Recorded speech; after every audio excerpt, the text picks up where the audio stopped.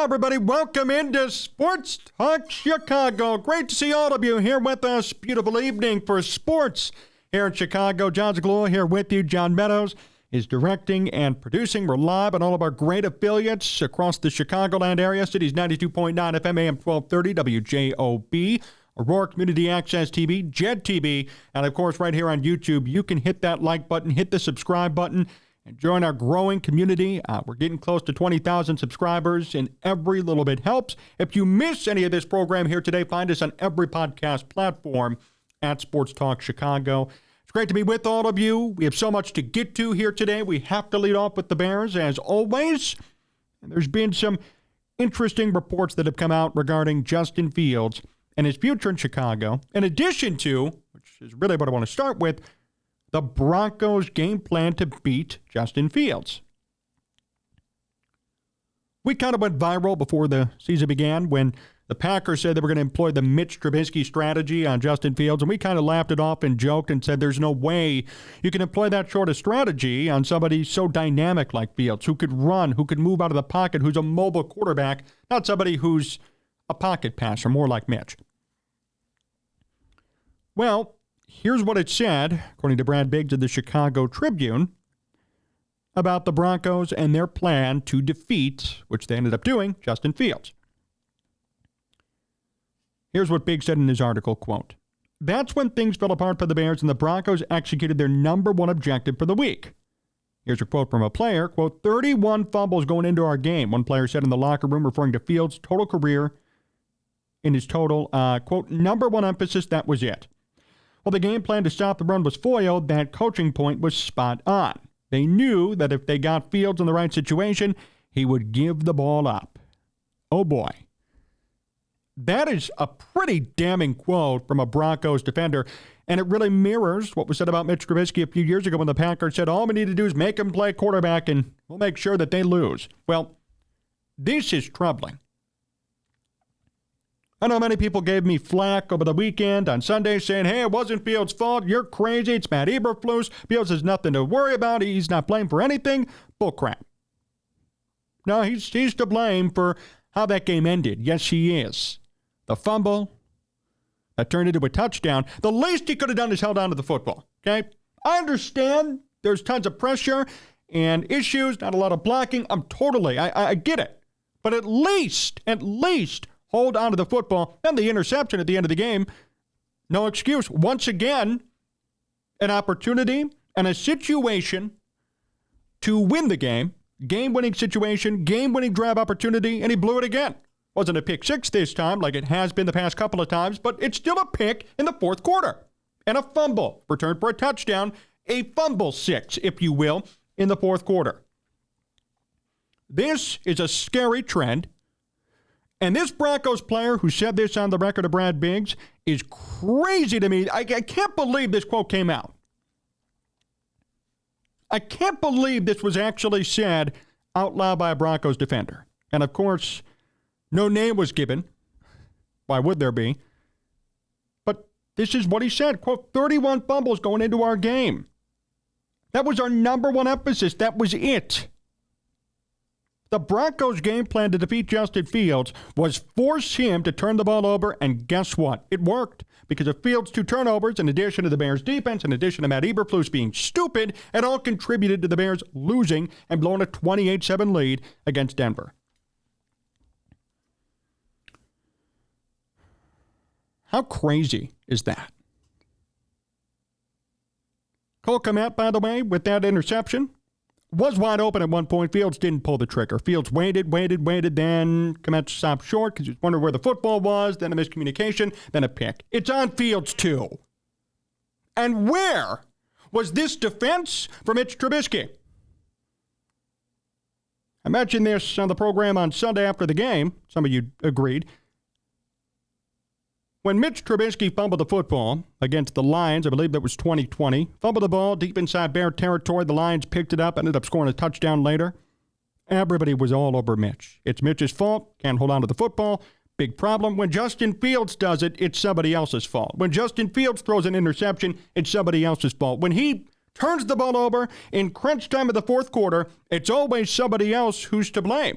When are we going to say, hey, you know what? Maybe it's the quarterback. Maybe this isn't a pattern. Or, I'm sorry, a coincidence. Maybe this isn't a coincidence. Maybe it's a pattern, and maybe it's on Justin Fields, not just the coaching staff or the offensive line or this guy or that guy, offensive coordinator, play calling. Maybe it's him. Just saying. Maybe it's him. Nobody wants to admit it. Everybody's too scared to say it. We're not too scared to say it here. And by the way, I want to make sure I acknowledge this again. There were some out there who made a hype video, an encouragement video for Justin Fields saying, we stand with you. Again, where was that with Mitch? Where was that with Jay Cutler, Rex Grossman, Kyle Orton? We could go back further and further and further. Why is he getting special treatment? I'm all for praising somebody if they do well.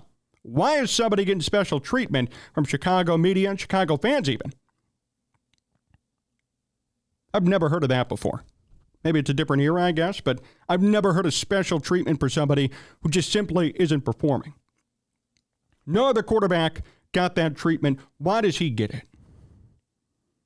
By the way, it's not just me who thinks this, because now we have a new article right here, and this was the main point of this segment. The Bears are interested in Caleb Williams. According to USA Today, the Bears may have the number 1 pick, and they're very interested in Caleb Williams.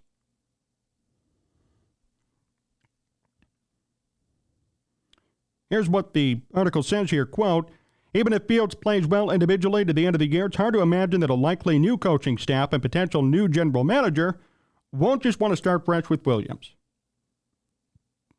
Few first-round quarterbacks like Fields survived 3 separate regimes. Oh, and by the way, Caleb Williams is a stud. Now, the Bears have ruined everybody. They've ruined Justin Fields. They've ruined Mitch Trubisky. They've hurt Jay Cutler. I mean, the list goes on and on and on. So I don't know if Caleb Williams is going to be a home run here in Chicago. But I could say this. If you have the choice between bringing back Justin Fields in his 4th year, in which you've seen a lot, and Caleb Williams, who's a top stud, how do you not take Caleb Williams? How do you not at least consider it? How do you not sit back and say, you know what, this might be a good idea? And by the way, Ryan Poles has no loyalty to Justin Fields anyway. And if Poles wants to keep his job, I can guarantee you that Justin Fields is going to be a point of conversation because Matt Eberflus is gone.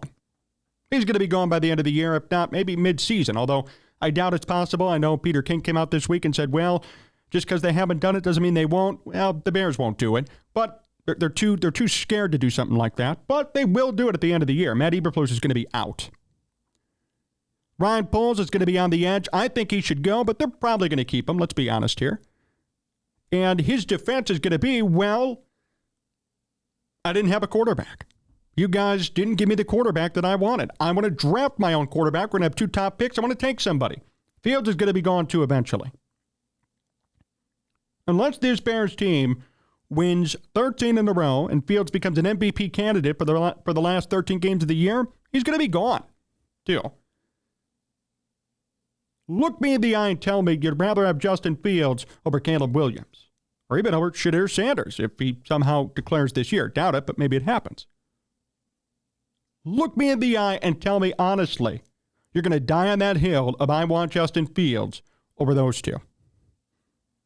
Come on. You don't sound football savvy if you make that statement. And that's not because I hate Justin Fields. It's because those 2 are way better prospects than Fields was coming out of college. And I think the Bears have seen enough of Justin Fields. I've seen enough of Justin Fields to know. Dynamic runner, good player, competent quarterback in the right situation, similar to Mitch, same thing. But this is not the right situation. And he still needs to work on winning football games because at the end of the day, he is the least clutch quarterback I've ever seen. Justin Fields is the least clutch quarterback in recent memory. Don't want to hear it, but it's the truth. Even Mitch Trubisky led more game-winning drives for the Bears than Justin Fields. Even Mitch Trubisky did it. Everybody's favorite punching bag and everyone's favorite straw man argument. Even Mitch led more successful fourth-quarter drives than Justin Fields. So Fields in the right situation, maybe with a stud team around him, like at Ohio State, could perform fairly well in the National Football League. But I think it's clear enough to say that here in Chicago, it's not going to work and his days are numbered, as they should be. And that statement from the Broncos, frankly, is damning. This was their game plan. Quote, 31 fumbles going into our game, referring to Fields' career total. That was our number one emphasis. That was it. That's what a Broncos player said. You cannot deny that fact. Everybody, well, this, well, that, well, you're a hater. No, I'm not. You cannot deny 31 fumbles in 3 years. This guy's averaging 10 fumbles a year. And 3 times already this season, there's been a turnover that's led to immediate points. The 2 pick sixes, now the fumble 6. Okay, this is getting out of hand and ridiculous. And the Bears may have access to a top quarterback this year coming up, maybe at 1 or 2, based on how Carolina's playing. How could you not consider it? How could you not pull the trigger and do it?